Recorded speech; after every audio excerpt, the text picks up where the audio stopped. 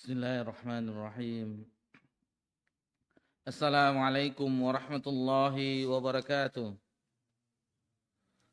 Alhamdulillah, hamdan katsiran thayyiban mubarakan fih, kama yuhibbu rabbuna wa yarda.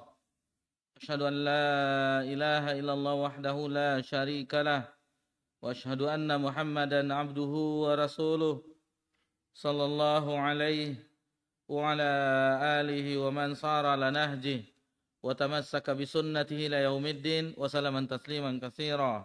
Ya ayyuhalladzina amanu taqullaha haqqa tuqatih wa la tamutunna illa wa antum muslimun. Amma ba'd. Alhamdulillah, puji syukur kehadirat Allah Subhanahu wa taala. Allah Subhanahu wa taala senantiasa mencurahkan nikmat kepada seluruh makhluknya, kepada seluruh makhluk, bukan hanya khusus orang beriman, tetapi kepada seluruh makhluk, baik itu hewan, tumbuh-tumbuhan yang ada di langit dan di bumi, dan semuanya itu mendapatkan nikmat dari Allah Subhanahu wa taala. Bayangkan, Allah yang maha kaya, Allah yang kekayaannya tiada terbatas, dan Allah melimpahkan untuk kelangsungan hidup seluruh makhluknya, dan Allah yang mengatur semuanya. Tentunya orang-orang yang apabila menelaah atau memikirkan apa yang terjadi di alam semesta, tentu akan terkagum-kagum terhadap hal yang telah Allah ciptakan. Misalnya di beberapa hari yang lalu, mungkin di antara kita ada yang berlibur mendampingi Ananda yang libur sekolah. Biasanya yang paling dekat itu adalah Sumatera Barat yang dari sini. Dan bagaimana keindahan yang diperhatikan, yang kita saksikan di daerah tersebut, sehingga kita terpana melihat keindahannya. Dan Allah Azza wa Jalla itu maha indah. Maha indah, lebih indah daripada ciptaannya. Dan itu harus kita yakini. Dan begitulah Allah Subhanahu wa taala senantiasa menyelimuti siang dengan gelapnya malam setiap hari. Teringat akan kita sebuah ayat di dalam surah Ali Imran ayat 190-an atau 191. Allah tabaraka wa taala berfirman, a'udzubillahi minasyaitonir rajim. Inna fi ikhtilafil laili wan nahar la ayatin inna fi khalqis samawati wal ardi wa ikhtilafil laili wan nahar la ayatin liulil albab. Sesungguhnya di dalam penciptaan langit dan bumi dan pergantian siang dan malam itu menjadi tanda-tanda bagi, tentunya tanda-tanda keagungan Allah Subhanahu wa taala bagi orang yang memikirkannya. Seandainya kita bertafakkur, memikirkan, menggunakan panca indera yang Allah telah berikan kepada kita, maka kita gunakan memperhatikan ciptaan Allah Subhanahu wa taala. Dan apabila kita telah mengetahui hal tersebut, maka kita memperhatikan inilah kehidupan, berlalu, dan itu tidak pernah kembali lagi. Kita katakan tentang masalah waktu, kenapa kita ingatkan kembali? Karena saking berharganya waktu ini. Coba kita alihkan ke harta benda, misalnya perhiasan emas, uang, atau sesuatu yang berharga lainnya. Seandainya itu hilang, itu bisa dicari kembali, dibeli kembali jika ada memiliki uang, harta. Akan tetapi waktu apabila hilang, maksudnya telah berlalu, la ta'ud, tidak akan kembali. Tidak bisa kita membelinya. Ingin tanggal 10 Al-Muharram kembali supaya mendapat berpuasa di hari tersebut dan mendapatkan keutamaan diampuni dosa yang tahun lalu. Tidak. Menunggu tahun depan insya Allah. Dan itu pun tidak dijamin.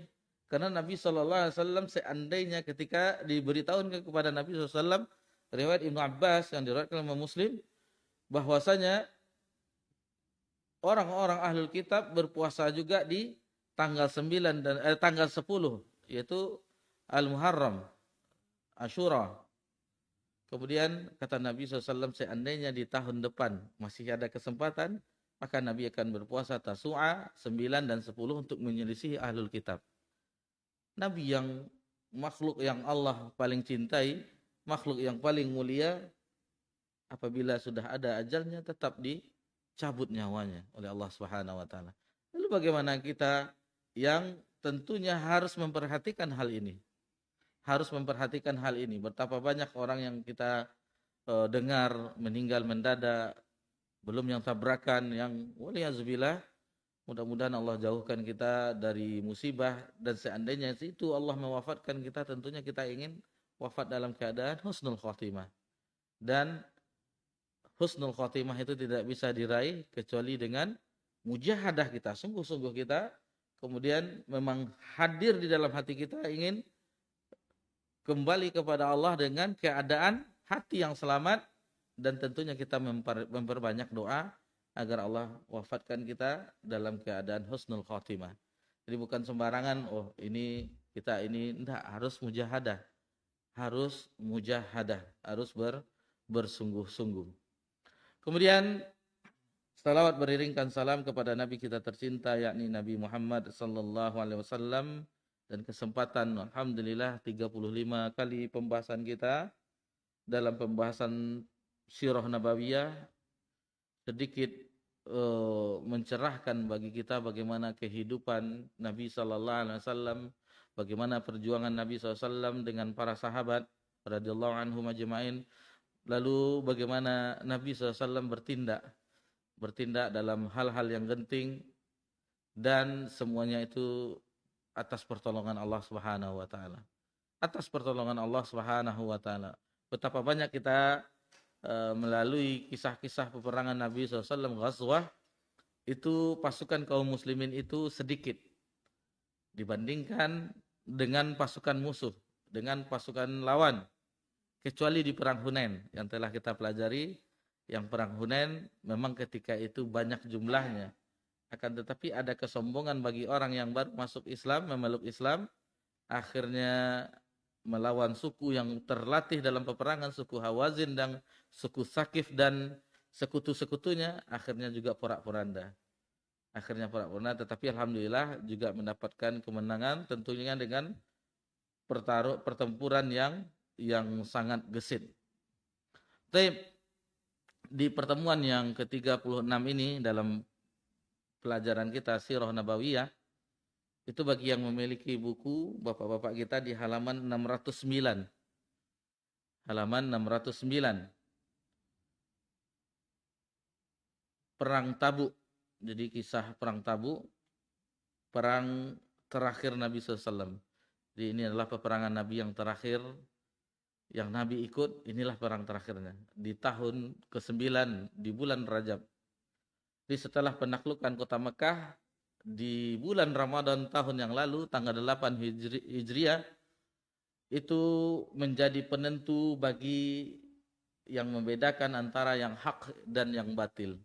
Ternyata nampaklah dari penaklukan kota Mekah, siapa yang sebenarnya yang benar, yang hak. Itu sudah tampak. Karena orang-orang Arab, Jazirah Arab itu, mereka meyakini bahwasanya yang bisa menguasai Masjidil Haram, yang di situ ada Ka'bah, tempat kiblat kaum muslimin, itu hanyalah orang-orang yang berada di dalam kebenaran. Di tahun kelahiran Nabi SAW, dan itu membuktikan bahwasanya tidak ada satupun yang dari sesuatu kebatilan yang bisa menguasainya. Abrahah dan pasukannya, tentara bergajah, yang ingin menghancurkan Ka'bah di tahun kelahiran Nabi SAW, beberapa bulan setelahnya Nabi SAW lahir, itu menampakkan bahwasanya negeri tersebut, Makkah Al-Mukarramah, memang dilindungi oleh Allah Subhanahu wa taala. Ditambah juga doa Nabi Nabi Ibrahim menjadikan bahwasanya negeri ini Mekah itu baladan aminah, negeri yang aman. Negeri yang aman dan dibanyakkan dengan rezeki buah-buahan. Bagi yang haji dan umrah, kalau pergi biasanya belanja shopping, mungkin di hotel-hotel yang ada buah-buahannya juga. Biasanya kita kan ini yang cenderung itu ke Bin Daud misalnya. Itu diperhatikan buahnya banyak, padahal tidak ada tumbuh-tumbuhan di situ. Itulah berkat doa Nabi Ibrahim yang anak cucu keturunannya sampai sekarang dan akan datang itu dimudahkan mendapatkan buah-buahan. Kalau kita perhatikan misalnya di buah-buahan itu ada kayak stempel, ada stempel dari Venezuela, impor-impor semua dari luar. Dilihat pisangnya besar-besar, oh ini dari sini, dari sini. Dan tetapi alhamdulillah mereka mendapati nikmat rezeki berupa buah-buahan, dan itu doa Nabi Ibrahim alaihissalam kepada penduduk Mekah yang ketika itu masih tandus, tidak ada tanda-tanda kehidupan, dan keluarga Nabi Ibrahim lah yang menghidupkannya, sebagaimana kita telah mengetahui pada kisah di hari raya Idul Adha. Di hari raya Idul Adha, putra beliau Ismail alaihissalam dan ibunya Hajar. Adapun setelah Fatu Mekah kita mengetahui sampai haji wada, haji perpisahan, berbondong-bondonglah orang masuk Islam. Kabilah datang belajar agama, lalu kembali ke negerinya untuk mengajarkan agama ini. Seperti Wail bin Hujur, kita mengetahui Wail bin Hujur itu belajar di Masjid Nabawi selama 18 hari. Setelah itu Nabi mengatakan kembalilah ke negerimu karena sudah nampak kerinduan di matamu. Istilahnya dia meninggalkan keluarganya, mempelajari agama Allah Subhanahu wa taala. Setelah 18 hari Nabi suruh kembali.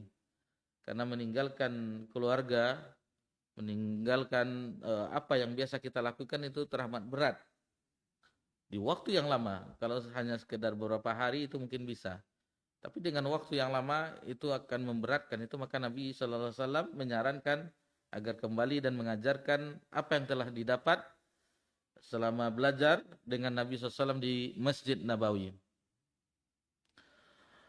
Adapun sebab peperangan adalah yang mana kekuatan imperium besar ketika itu, yakni Romawi, itu masih menghalang-halangi berkembangnya dakwah Islam, terutama di daerah-daerah kekuasaan mereka. Jadi masih dihalang-halangi. Dan ada berita bahwasanya mereka akan melakukan penyerangan juga. Dan kita mengetahui di peperangan sebelumnya pernah Nabi SAW mengutus sahabat Zaid bin Harithah di perang Mu'tah. Di perang Mu'tah di tahun yang lalu Nabi SAW mengirim pasukan berjumlah 3.000 pasukan. Itu menuju Syam, tepatnya di Mu'tah dekat negeri Balkan. Kalau sekarang daerah Yordania. Maka disitulah mereka bertemu dengan pasukan Imperium Romawi yang sangat besar jumlahnya. 3.000 pasukan kaum muslimin, 3.000 pasukan kaum muslimin itu akan menghadang, akan berjumpa dengan 200.000. Nah, ini 3.000. Sementara pasukan Romawi itu berjumlah 200.000. 7 kali lipat lebih kurang. Apakah mereka mundur? Tidak. Zaid bin Harithah dan pasukannya tidak mundur. Tetap berhadapan dengan pasukan Romawi yang berjumlah sangat besar. Sedikit pun mereka tidak gentar.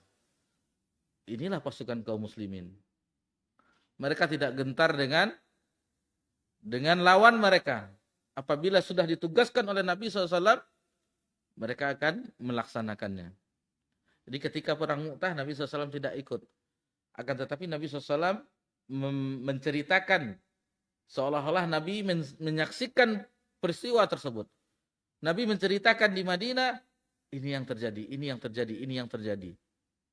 Awalnya yang menjadi komando perang adalah Zaid bin Harithah. Setelah Zaid bin Harithah terbunuh, maka digantikan panji perang dipegang oleh Ja'far bin Abi Thalib. Yang kita mengetahui bahwasanya Ja'far juga terbunuh. Tangannya pertama yang satu buntung, lalu diambilnya panji dengan tangan yang lain, buntung juga, diambilnya dengan sisa-sisa tangannya. Akan tetapi akhirnya mulai dari kepalanya sampai ke bawah itu ditebas oleh tentara pasukan Romawi sehingga terbelah dua. Itu makanya Ja'far digelari dengan At-Tayyarah. Dia ibarat burung, dua sayap burung terbang di sorga, At-Tayyarah. Kemudian digantikan dengan yang ketiga adalah Abdullah bin Rawaha. Abdullah bin Rawaha juga mendapatkan nasib yang sama, syahid di peperangan Mu'tah. Terakhir baru panji komando perang diambil oleh Khalid bin Walid. Di pertempuran esok harinya, strategi perang yang dilakukan oleh Khalid bin Walid yaitu menukar barisan di hari sebelumnya. Yang dia beberapa barisan pasukan, yang ini dipindahkan ke sini, yang di sini dipindahkan di sini. Ketika melihat pertukaran itu, orang-orang terutama Pak jenderalnya, pemimpin dari pasukan Romawi mengira bahwasanya ini mereka sudah mendapatkan bantuan. Dan mereka pun mengetahui situasi kalau di peperangan di padang pasir itu mereka tidak menguasai. Orang Arab lah yang menguasai pertempuran medannya di padang pasir.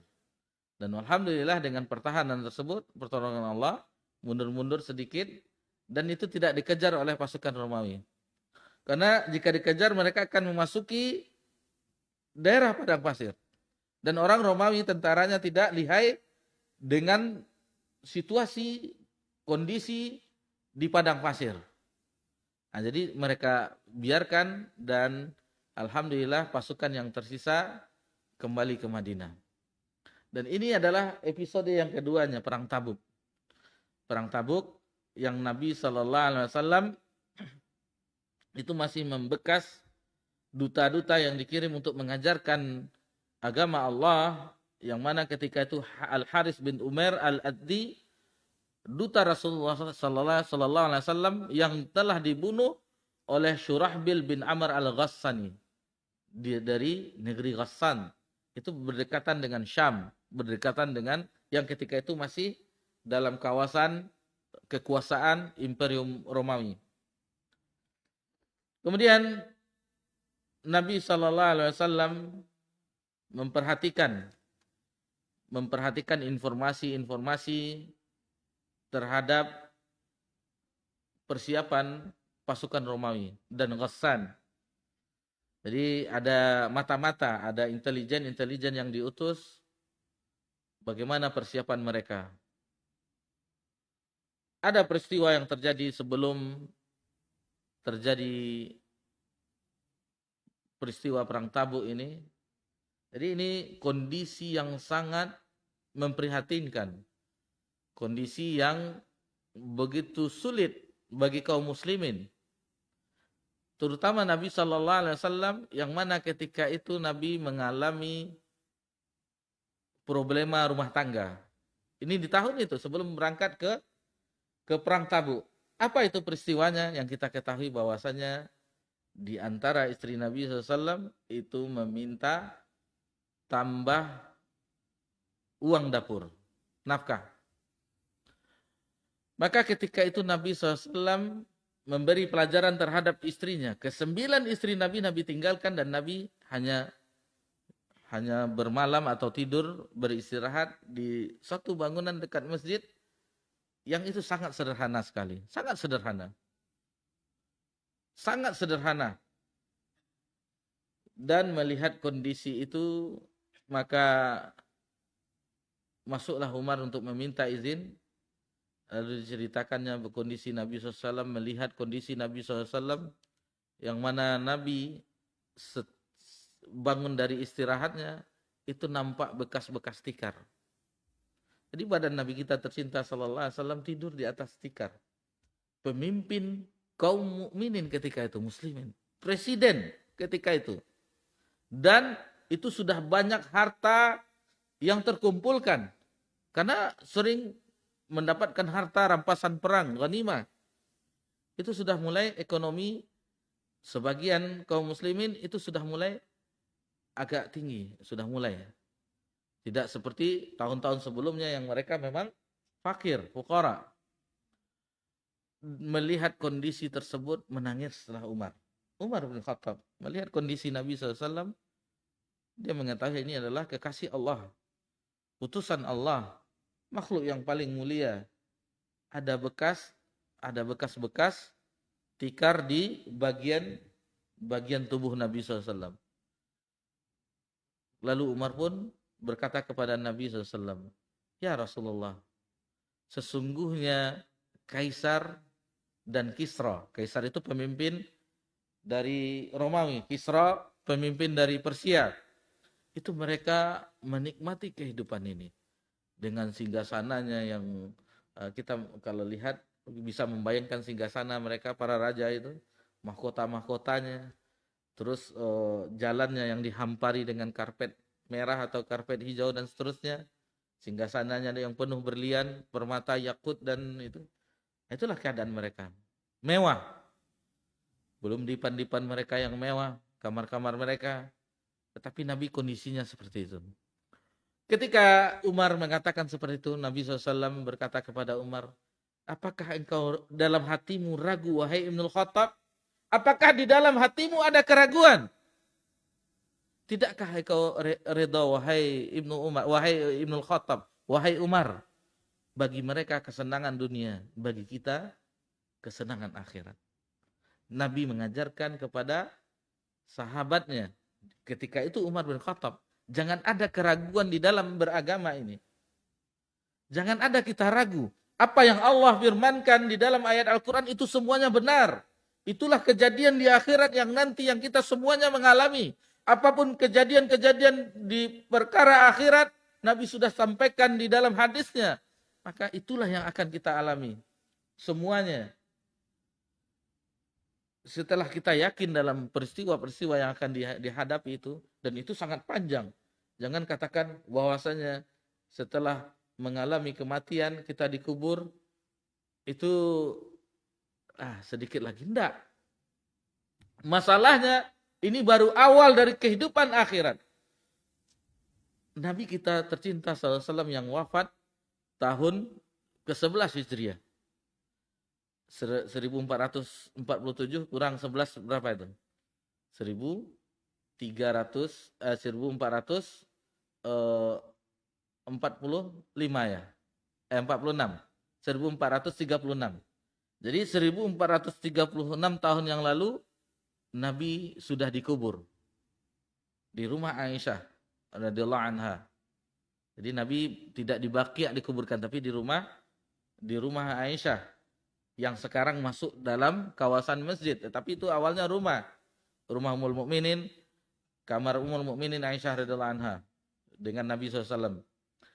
Maka sudah 1436 tahun jasad Nabi terkubur. Belum yang umat-umat sebelumnya, umat Nabi Nuh, umat Nabi yang sebelumnya, Bani Israel sebelumnya yang bersama Musa alaihissalam, itu sudah ribuan tahun. Belum perjalanan yang sangat panjang lagi. Itu makanya ada orang yang mengatakan, ulama terdahulu, seandainya kematian ini adalah akhir dari segalanya, maka sudah habis perkara. Permasalahannya adalah kematian itu adalah awal dari kehidupan akhirat, yang mana itu adalah kehidupan sebenarnya. Bapak-bapak, ibu-ibu yang semoga diberkahi dan dirahmati oleh Allah Subhanahu wa taala. Jadi Nabi mengajarkan kepada para sahabat, tentunya kita yang mempelajari agama ini hendaklah kita berjalan dengan apa yang diberi petunjuk oleh Nabi SAW. Karena sebaik-baik petunjuk itu petunjuk Nabi SAW. Wa khairal hadi hadi Muhammad sallallahu alaihi wasallam. Sebaik-baik petunjuk adalah petunjuk Nabi SAW. Apa yang Nabi ajarkan, apa yang telah Nabi tinggalkan, maka kita usahakan untuk menjalaninya. Apakah kita harus miskin? Enggak. Misalnya kita sederhana dengan ini, enggak sanggup keimanan kita. Akan tetapi kita berusaha pendapatan kita itu halalan thayyibah. Meskipun 3 miliar misalnya, tetapi halalan thayyibah. Usahakan. Jadi kalau sudah berbau haram, jauhkan. Karena seandainya kita hidup dengan kondisi keadaan ekonomi di zaman Nabi SAW, bukan keimanan kita. Itu keimanan Nabi dan para sahabat yang bisa melakukan hal tersebut. Kita di zaman yang sekarang ini, kondisi dalam keadaan yang seperti itu tidak memungkinkan. Karena kita sudah biasa hidup senang. Yang biasa hidup makan 3 kali sehari. Sarapan, makan siang, dan makan malam. Mereka itu terkadang berhari-hari tidak makan. Hanya mendapatkan beberapa teguk susu, air, dan seterusnya. Kurma, itulah yang kehidupan mereka. Sebagian, meskipun ada yang kaya juga. Tetapi rata-rata mereka di awal-awal tersebut, itu mengalami keadaan hidup yang serba kekurangan. Rumah Nabi SAW, itu ketika tabi'in pergi ke rumah Nabi SAW, dipegang atasnya itu apa namanya, plafon namanya. Itu sampai, bayangkan rendahnya rumah Nabi, sangat sederhana sekali. Lalu berkata seorang tabi ini, seandainya ini dijaga, lalu akan disaksikan oleh umat Nabi SAW bahwasanya inilah Nabi kita dalam kehidupan dunia. Sangat-sangat sederhana sekali. Baik. Kembali kita terhadap istri-istri Nabi SAW yang ditinggal selama 1 bulan, 29 hari. Nabi SAW, jadi isunya bahwa Nabi telah menceraikannya dan seterusnya. Maka ketika itu turunlah firman Allah Subhanahu wa taala. Ada yang tahu ayatnya dalam surah Ahzab? Baik, kita lihat kembali. Maka turunlah firman Allah Subhanahu wa taala memberikan pilihan kepada Ummul Mukminin ketika itu. Apakah mereka ingin diceraikan baik-baik atau tetap sabar dengan Nabi sallallahu alaihi wasallam? Nanti bisa dilihat dalam surah Al-Ahzab ayat ke-28. Ayat ke-28. Ya ayuhan nabi, wahai nabi, qul azwajika in kuntunna turidnal hayatad dunya. Katakanlah kepada istri-istrimu, jika kalian menginginkan kehidupan dunia, wazinataha dan perhiasannya, fata'alaina umatti'ukunna wa asarrun hukunna sarahan jamila. Kata firman Allah Subhanahu wa taala, maka marilah supaya aku berikan kepadamu kesenangan dan aku ceraikan kamu dengan cara yang baik. Ketika ayat ini turun, maka Nabi SAW memberikan pilihan terhadap istri-istri beliau. Dan ketika Nabi SAW, kita ambil contohnya Ummul Mukminin Aisyah radhiyallahu anha, diberikan pilihan ini, Nabi meminta agar berembuk kepada keluarganya, berembuk kepada ayah dan ibunya, keluarganya tentang pilihan ini. Lalu kata Ummul Mukminin Aisyah radhiyallahu anha, ini sudah jelas wahai Rasulullah, untuk apa berembuk dengan keluarga? Tentu aku lebih memilih hidup bersamamu daripada berpisah denganmu dan mendapatkan kemewahan atau perhiasan dunia. Jadi itulah yang dipilih oleh Ummul Mukminin Aisyah radhiyallahu anha dan istri-istri Nabi yang lainnya. Jadi peristiwa Perang Tabuk itu salah satu kejadiannya. Ditambah digembar-gembar oleh orang-orang munafik, dilebih-lebihkan. Jadi situasi ketika itu sangat berat bagi Nabi dan juga para sahabat. Para sahabat juga. Karena musim panas, masa-masa yang mana bagi yang berkebun itu menggoda sekali. Di masa-masa tersebut kurma itu banyak buahnya, siap untuk dipanen. Siap untuk dipanen. Jadi ini salah satu halangan juga bagi para sahabat yang ingin perang ke Tabuk, melihat perkebunannya, tidak mungkin ditinggalkan. Nah, jadi ini situasi yang sangat berat sekali yang akan dilalui oleh kaum muslimin. Kemudian sampai-sampai orang-orang tersebut, orang-orang munafik terus menggembar-gembor, maka di situ mereka membuat sesuatu masjid tandingan yang di situ berkumpulnya orang-orang munafik, yang itu Allah abadikan di firman-Nya, nanti bisa dilihat dalam surah Taubah. Dalam surah Taubah tentang Masjid Dirar. Masjid Dirar. Masjid Dirar dalam surah At-Taubah ayat 107. Jadi ini berkenaan dengan Masjid Dirar. Walladzina ittakhazu masjidan dirara wa kufran wa tafriqan bainal mu'minina wa irsadan liman haraballah wa rasulahu min qabl wa la yahlifunna in aradna illa al-husna wallahu yashhadu innahum lakadzibun. Dan di antara orang-orang yang munafik itu ada yang mendirikan masjid untuk menimbulkan bencana dirar pada orang-orang yang beriman, untuk kekafiran dan untuk memecah belah di antara orang yang beriman, serta menunggu kedatangan orang-orang yang telah memerangi Allah dan Rasulnya sejak dahulu.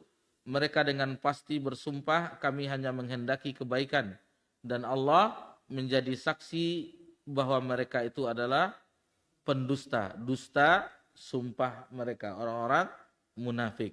Sudah azan? Sudah azan belum? Sebentar lagi. Nanti kalau azan diingatkan. Azan. Baik, kita azan dulu, insyaallah setelah azan akan dilanjutkan.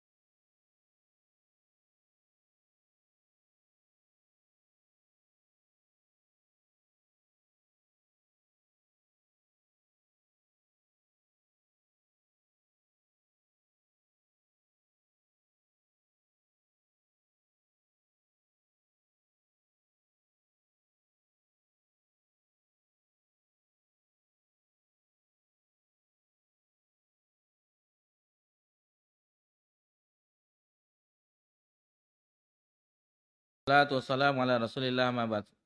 Kemudian Nabi SAW mendapatkan informasi bahwasanya orang-orang Romawi, Heraklius sudah memerintahkan pasukannya.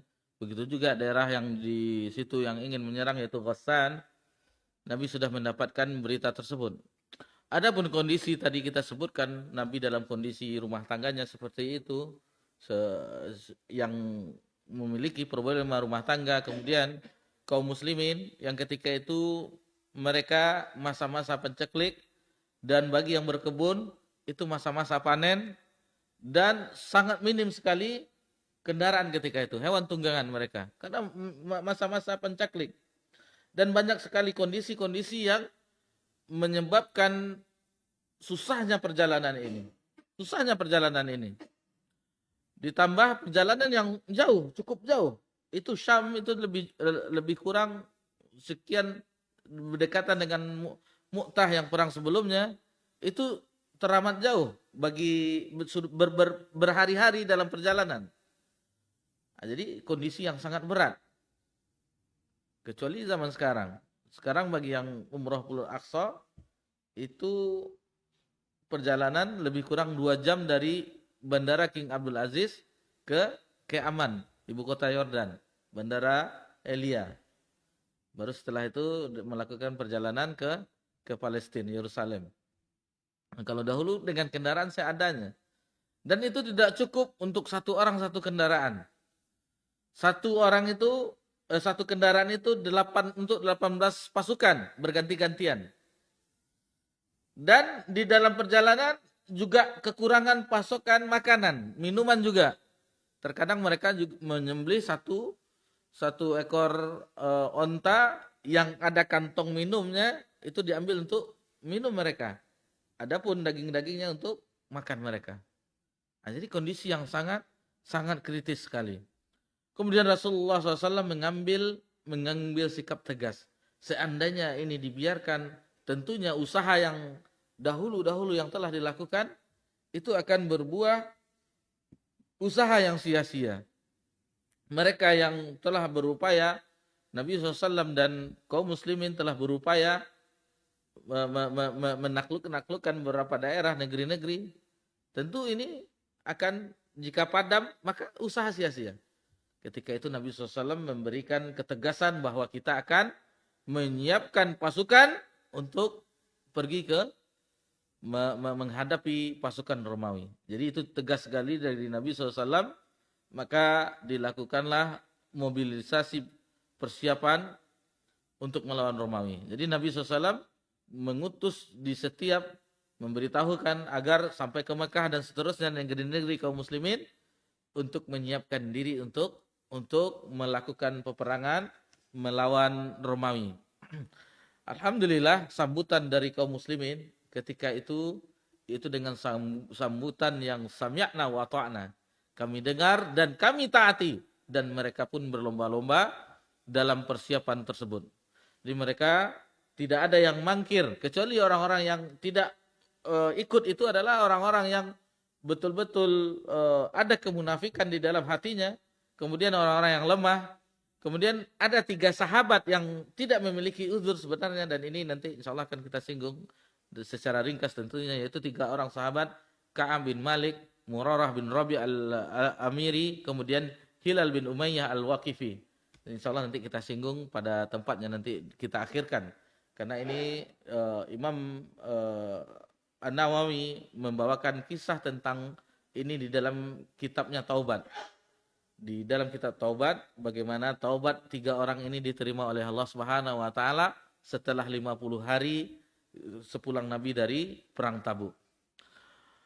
Banyak ayat-ayat Al-Qur'an yang menjelaskan tentang perang Tabuk, baik itu ketika mau berangkat, ketika dalam peperangan, dalam perjalanan, itu banyak ayat Al-Qur'an yang turun tentang perang ini. Surah Al-Bara'ah yang kita ketahui, At-Taubah. Di dalam ayat ini Allah Subhanahu wa taala berfirman dalam surah At-Taubah ayat 92, la ajidu ma ahmilukum alaihi tawallaw ayunuhum tafidu minad dam'i hazana alla yajidu ma yunfikun. Ini terhadap orang-orang yang tidak diizinkan pergi, yang mereka tidak memiliki persiapan, tidak memiliki senjata, tidak memiliki, yang lemah.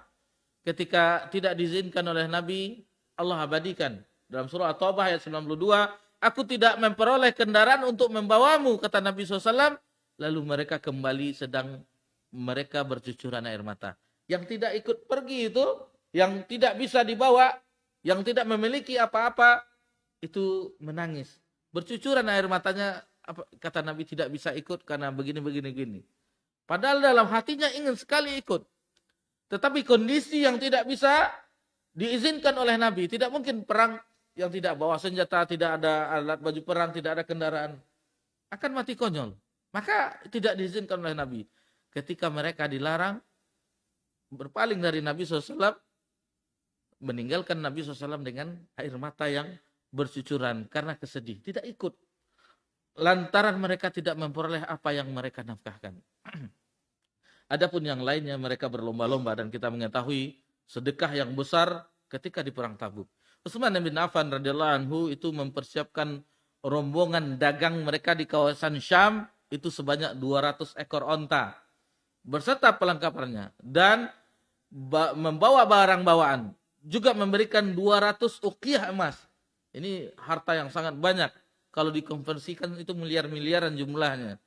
Maka dia menyedekahkannya. Kemudian menyedekahkan sebanyak 100 ekor onta lagi. Tadi 200 untuk kafilah dagang ke Syam. Kemudian 100 ekor onta lagi. Berserta ditambah muatan 1000 dinar. Maka itu ditumpahkan di hadapan Nabi SAW, diletakkan.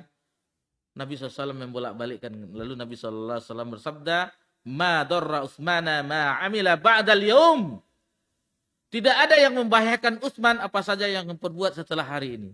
Kemudian diantaranya yang bersedekah juga itu terus-menerus Utsman bersedekah sampai jumlahnya 900 ekor dan 100 kuda. Belum termasuk perhiasan dinar, dirham, mata uang ketika itu.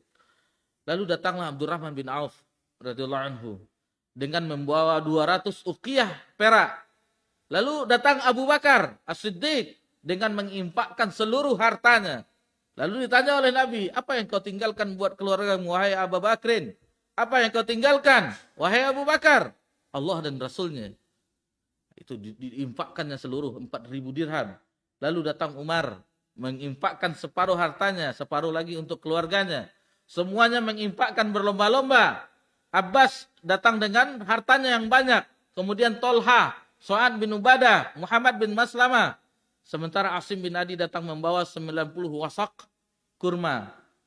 Nah, kemudian ada yang datang silih berganti sampai 1 mud. Ini yang disanggupkan. Nah, ini hanya 1 mud kurma. Jadi beragam infak-infak sedekah yang untuk fisabilillah yang dilakukan oleh para sahabat. Sehingga ketika yang 1 mud itu berinfak dicemehkan oleh orang-orang munafik. Maka turunlah firman Allah Subhanahu wa taala mencela orang munafik. Di dalam surah At-Taubah ayat 79 Allah tabaraka wa taala berfirman, "Alladzina yalmizuna al-muttawwi'ina minal mu'minina fis sadaqati walladzina la yajiduna illa juhdahum fayaskharuna minhum." Orang-orang munafik yaitu orang-orang yang mencela orang-orang mukmin memberi sedekah dengan sukarela dan mencela orang-orang yang tidak memperoleh untuk disedekahkan selain sekedar kesanggupannya. Maka orang-orang munafik itu menghina mereka.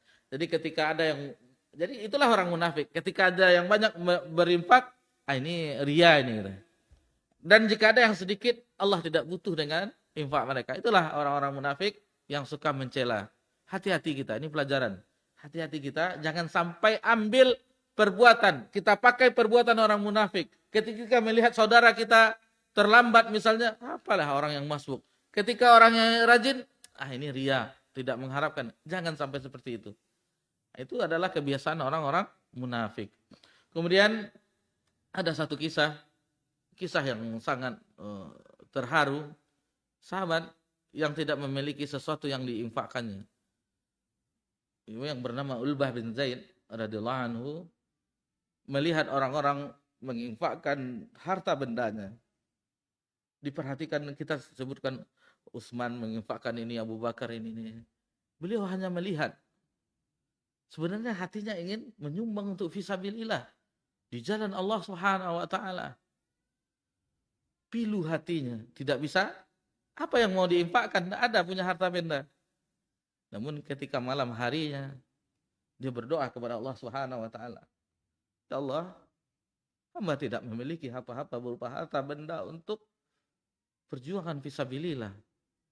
Kafilah pasukan untuk berperang melawan musuhmu orang-orang Romawi di Syam, di Tabuk. Maka dia berinfak ketika itu. Apa yang dia infakkan? Ya Allah, aku infakkan kehormatanku. Seandainya orang ingin menjelek-jelekkanku, ini aku reda ya Allah. Aku rela ya Allah. Jadi misalnya ada orang yang apa tuh si Ulbah itu tidak berinfak ini. Misalnya orang-orang yang mencemehkannya, menjatuhkan kehormatannya, maka itu yang dia infakkan. Maka itu yang diinfakkan. Hanya itu yang aku punya ya Allah, maka terimalah ya Allah. Tentunya dengan kalau di malam hari itu orang jika berdoa maka hanyutlah dengan doanya.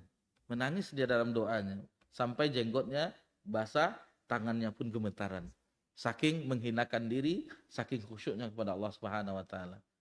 Dan di subuh harinya setelah sholat subuh, Nabi memberitahu bahwasanya tentunya dengan wahyu ada infak yang diterima oleh Allah Subhanahu wa taala, sedekah yang diterima oleh Allah Subhanahu wa taala.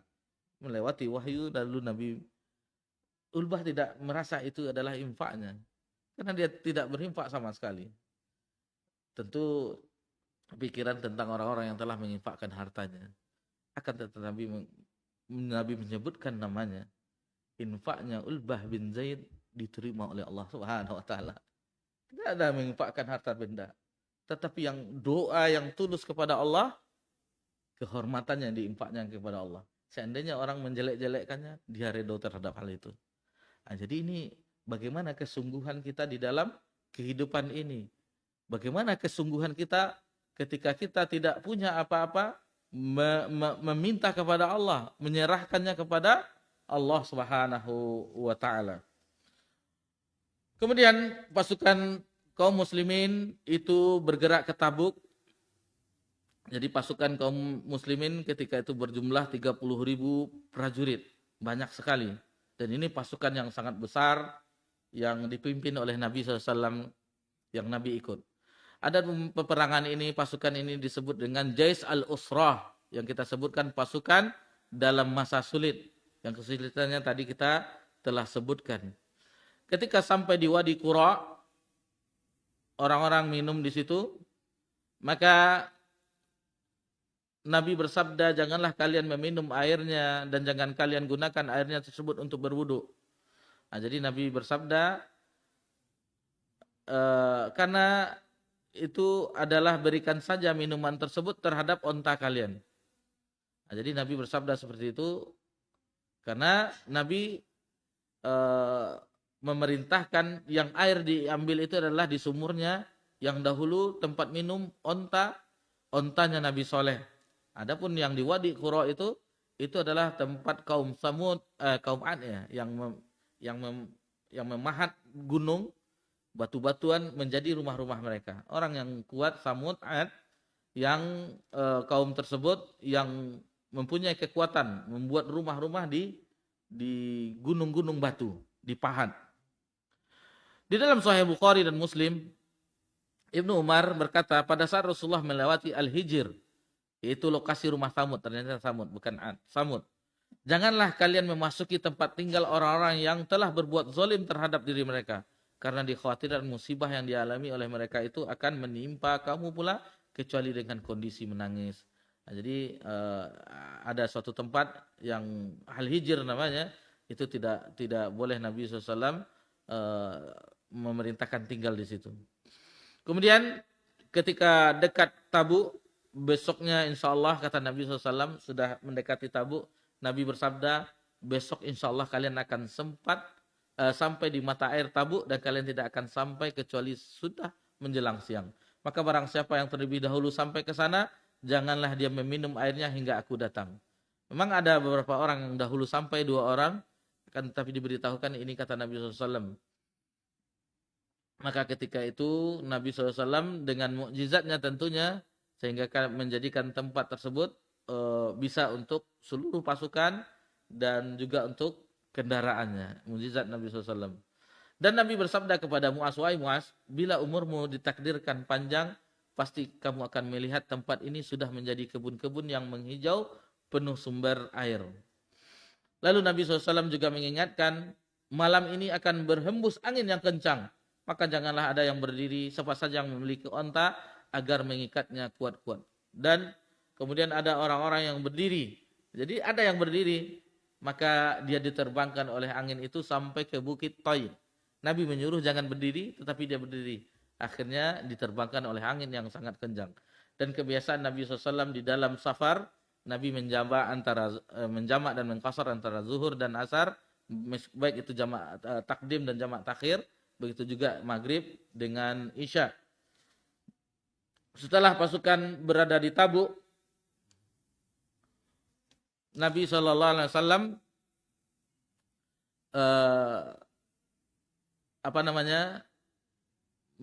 melihat pasukannya yang tidak gentar sama sekali menghadang pasukan Romawi. Orang-orang Romawi berpencar-pencar di setiap perbatasan mereka. Dan kaum muslimin secara tidak langsung telah meraih keuntungan politik yang sangat besar. Sekaligus strategi.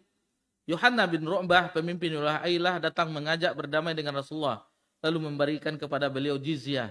Jadi di antara daerah-daerah tersebut, itu bergabung dengan kaum muslimin. Seperti Ailah tadi dan penduduk Jarba, Azrus, itu berdamai dengan Nabi SAW. Bahkan membuat perjanjian dengan Nabi SAW yang isinya Bismillahirrahmanirrahim. Ini merupakan surat perjanjian dari Allah dan Rasulnya untuk Yohanna bin Ru'bah dan para penduduk Ailah. Kapal-kapal dan kendaraan mereka yang berada di darat dan lautan berhak mendapat jaminan dari Allah dan Rasulnya. Begitu pula halnya dengan yang berada bersamanya dari penduduk Syam dan penduduk pesisir pantai. Siapapun yang menzalimi, mengganggu mereka, maka ia tidak akan membayarkan hartanya sebagai pengganti jiwanya. Ia boleh diambil siapa saja. Di samping itu, mereka tidak boleh dicegah untuk mengambil air dan dirintangi jalan yang ingin mereka lewati, baik di darat maupun di laut.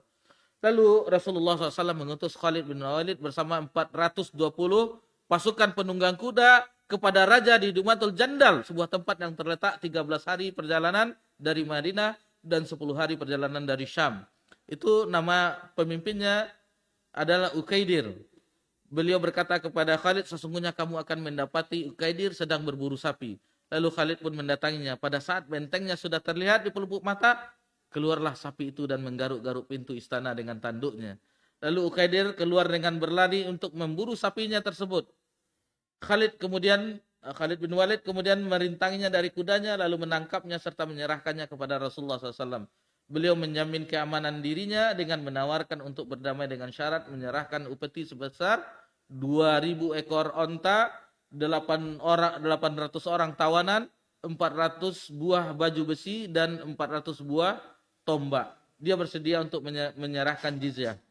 Akhirnya Rasulullah memutuskan masih berlakunya kekuasaan Ukaidir dari Yohanna atas Dummah, Tabuk, Ailah, dan Taima. Jadi ini yang dilakukan oleh Nabi SAW. Adapun kabilah-kabilah yang dahulu mengabdi kepada kekaisaran Romawi merasa yakin bahwa ketergantungan mereka terhadap tuan-tuan mereka terdahulu sudah berakhir dan berpindah kepada kaum muslimin. Dengan begitu, dengan kejadian tersebut tidak terjadi peperangan besar. Jadi orang-orang yang sekitar tersebut di daerah kawasan Syam itu berdamai dengan Nabi SAW, dan batas wilayah daulah Islamiyah bertambah luas sehingga menjadi perbatasan langsung dengan wilayah kekuasaan Romawi. Jadi ketika itu maka terlihatlah, dan itu otomatis kemenangan bagi kaum muslimin. Maka setelah itu kembalilah Nabi SAW ke Madinah. Ketika sampai di sebuah perbukitan, maka terjadi suatu peristiwa, ada yang orang-orang munafik dengan menutup wajahnya yang ingin mencelakai Nabi SAW dan seterusnya. Dan alhamdulillah itu diselamatkan oleh Allah Subhanahu wa taala, dan itu diceritakan oleh Nabi kepada Hudzaifah bin Yaman. Nabi menyebutkan siapa saja munafik-munafik yang ada di Madinah. Itu makanya Hudzaifah bin Yaman adalah sahibus sir Nabi, sahabat yang memiliki rahasia Nabi SAW. Yang khawatir terhadap itu adalah Umar bin Khattab. Memaksa Hudzaifah. Jadi peninggal Nabi SAW, Umar memaksa Hudzaifah, apakah ada namaku di situ? Apa ketika dikatakan oleh Hudzaifah, hanya itu yang dibocorkan. Sesungguhnya nama engkau wahai Umar tidak ada dalam daftar orang-orang munafik. Maka ketika itu Umar pun lega karena tidak ada nama Umar. Adapun setelah itu Hudzaifah bin Yaman tidak memberitahukan siapa tokoh-tokoh munafik di Madinah. Akan tetapi dengan turunnya ayat dengan ininya semuanya kedok mereka terbuka. Jelas siapa yang munafik, siapa yang tidak. Di peristiwa perang Tabuk yang tidak ikut itu adalah orang-orang munafik yang jelas kemunafikannya. Selain orang-orang yang lemah dan seterusnya. Allah Subhanahu wa taala berfirman dalam surah At-Taubah. Jadi ini berkenan surah At-Taubah banyak turun di perang Tabuk. Wa hammu bima lam yanalu, dan mereka menginginkan apa yang tidak dapat mereka capai. Nah, jadi ketika Nabi sudah ada tanda-tanda, maka keluarlah penduduk Madinah, wanita-wanitanya, anak-anaknya untuk menyambut pasukan kaum muslimin dengan kedatangannya. Dan begitulah alhamdulillah akhir perjalanan dari perang Tabuk, dan Nabi itu kembali ke Madinah pada bulan Rajab tahun 9 Hijriah dan memakan waktu 50 hari. Selama 20 hari beliau menetap di Tabuk dan selebihnya itu di dalam perjalanan. Adapun orang-orang yang tidak ikut tadi, orang tidak mau, maka Allah berfirman, turunlah firman Allah, maka Allah yazarul mu'minina ala ma antum alaihi hatta yamizal khabitha minat thayyib. Allah sesekali tidak akan membiarkan orang-orang yang beriman dalam keadaan kalian sekarang ini hingga dia membedakan yang munafik dan orang yang mukmin. Ada 3 orang yang kita sebutkan tadi, yaitu Ka'ab bin Malik, Murarah bin Rabi', dan Hilal bin Umayyah. Itu adalah 3 orang yang beriman, yang tidak ikut dan tidak ada uzur. Tidak ada uzur sama sekali. Ka'ab bin Malik, kita ringkas saja, itu mengisahkan tentang dirinya. Adapun, nantilah dulu, nanti mungkin Rasulullah masih dekat ini. Akhirnya tertinggal tidak jadi ikut. Kembali dari situ maka dia mendapatkan semacam sanksi, yaitu boikot selama 40 hari. Selama 40 hari dan 40 hari berikutnya istri-istrinya tidak boleh mendekatinya. Satu pun tidak boleh berbicara, satu pun tidak boleh berjual beli. Diboikot habis-habisan. Baru di hari yang ke-50 turunlah firman Allah Subhanahu wa taala, wa ala thalathatil ladzina khulifu hatta idza daqat 'alaihimul ardu bima rahubat wa daqat 'alaihim anfusuhum wa dhannu alla malja'a minallahi illa ilaihi thumma taba 'alaihim liyatubu innallaha huwat tawwabur rahim. Nah, jadi ketika ayat ini turun dan terhadap 3 orang yang ditangguhkan penerimaan taubatnya, mereka hingga apabila bumi telah sempit, padahal bumi itu luas, jadi dia merasa bumi itu sempit. Dan jiwa mereka pun terasa sempit pula oleh mereka. Setelah mereka telah mengetahui bahwa tidak ada tempat lari dari siksa Allah, melainkan kepadanya. Kemudian Allah menerima taubat mereka, agar mereka tetap dalam taubatnya. Sesungguhnya Allah yang maha penerima taubat, lagi maha penyayang. Maka disampaikan. Jadi yang menyampaikan itu ada yang berlari-lari menuju rumah Ka'ab bin Malik. Berlari seorang sahabat, ini adalah hari yang terbaik sejak engkau dilahirkan oleh ibumu. Maka ketika dibacakan ini, maka tersungkurlah, sujudlah Ka'ab bin Malik, dan ini adalah tandanya taubatnya diterima oleh Allah Subhanahu wa taala. Adapun yang memiliki udzur dalam surah At-Taubah ayat 91, laisa 'alad du'afai walal 'alal marda wala 'alal ladzina la yajiduna ma yunfikuna haraja idza nasahu lillahi wa rasulih. Tiada dosa lantaran tidak pergi berjihad atas orang-orang yang lemah, atas orang-orang yang sakit, dan atas orang-orang yang tidak memperoleh apa yang mereka nafkahkan, apabila mereka berlaku tulus kepada Allah dan Rasulnya. Dan ketika Nabi SAW sampai di Madinah, Nabi bersabda juga, ada suatu kaum yang mereka duduk Madinah, akan tetapi pahalanya sama dengan kita yang menuruni lembah, mendaki pegunungan, sama pahalanya. Kata Nabi SAW, karena mereka itu terhalangi karena lemahnya mereka, tidak ada senjata mereka, karena ada uzur. Akan tetapi karena niatnya, di sini perhatikan, niat yang tulus, yang benar-benar ada keinginan yang kuat, maka itu mendapatkan pahala yang sama. Nabi yang menyebutkan, padahal dia hanya duduk-duduk di Madinah, tidak ikut berperang Tabuk dan seterusnya. Akan tetapi hatinya seandainya bisa diizinkan oleh Nabi, mereka akan ikut. Ini kita ambil pelajaran di sini bahwasanya setiap saat kita berniat baik, lakukan ini, saya akan melakukan ini. Tapi kebaikan semuanya. Mudah-mudahan dengan itu, walaupun tidak sempat kita amalkan, kita mendapat satu pahala. Terbetik dalam hati kita satu kebaikan, itu Allah catat satu kebaikan. Dan jika kita amalkan, kita lakukan, itu mendapatkan 10 kali lipat dan seterusnya. Adapun keburukan, itu tidak Allah catat sampai dia melakukan. Jika dia melakukan, itu dicatat satu kejahatan atau keburukan.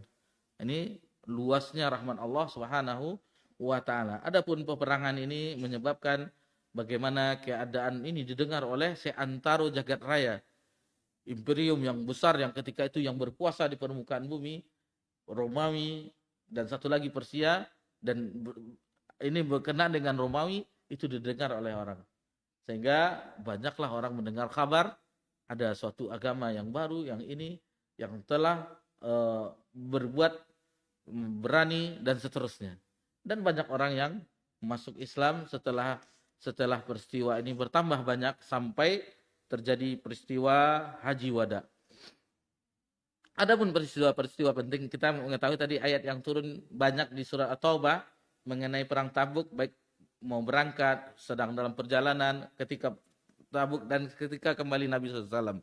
Ada peristiwa-peristiwa penting yang terjadi pada tahun ini.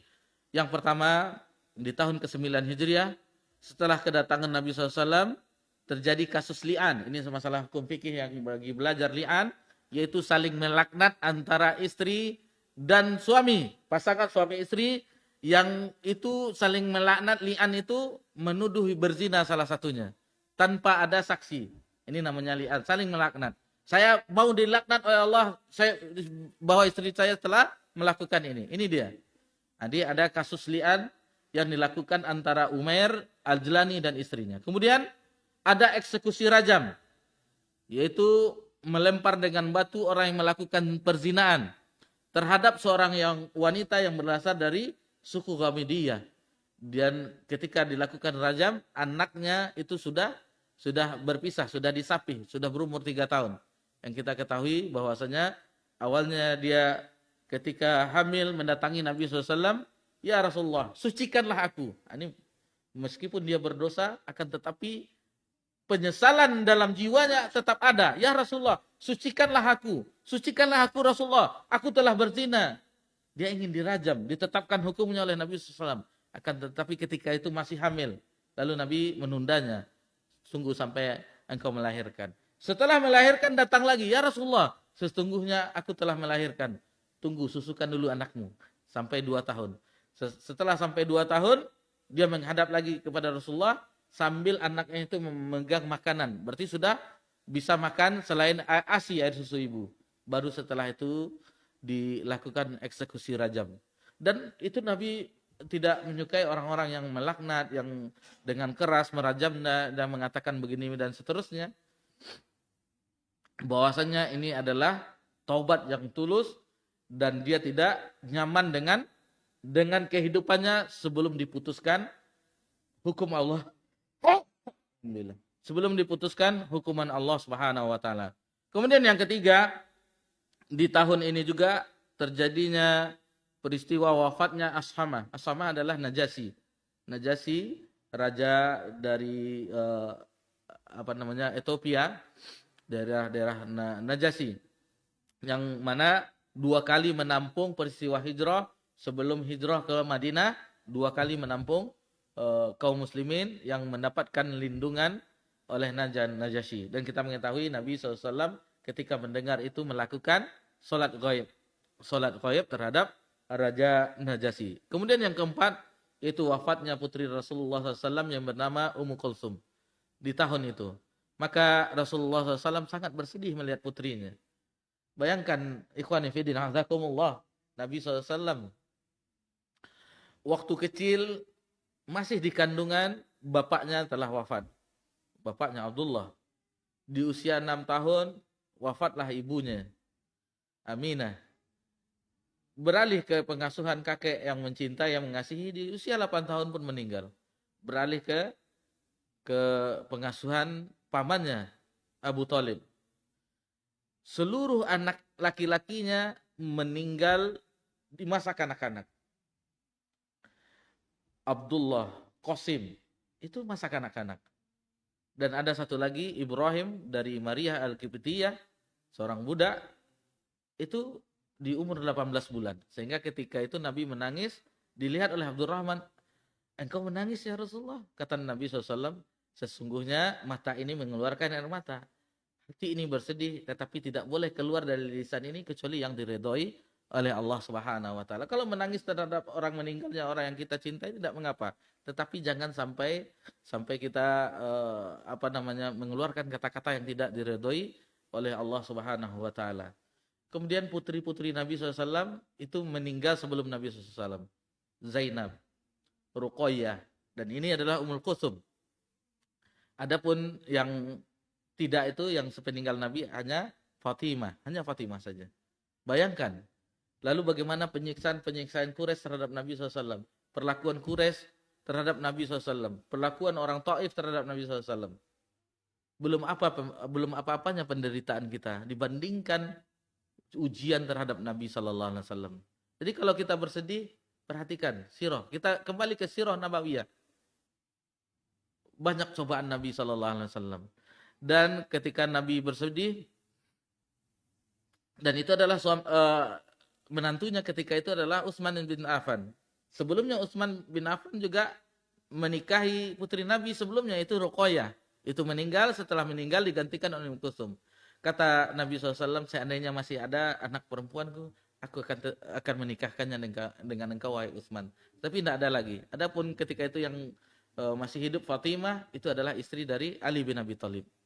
Itu makanya kata ahli sejarah, kenapa Utsman itu digelari dengan Zun Nuronain, memiliki dua cahaya, karena menikahi dua putri Nabi SAW. Yang pertama Ruqayyah, setelah Ruqayyah wafat, dinikahkan oleh Nabi dengan Ummu Kulsum. Yang kelima, meninggalnya dedengkot utama kaum munafikin, yaitu Abdullah bin Ubay bin Salul, sekembali Nabi SAW dari Tabuk. Awalnya Nabi SAW itu dicegah ketika dia ingin menyolatkan, beliau SAW dicegah oleh Umar. Akan tetapi Nabi SAW tetap melakukannya, maka usulan Umar itu turunlah firman Allah bahwasanya tidak layak, yang maknanya tidak layak bagi Nabi, orang-orang beriman itu berdoa atau berdiri di atas kubur orang-orang musyrik dan seterusnya. Tidak layak. Nanti dilihat dalam surah At-Taubah ayat 113. Ayat berapa itu?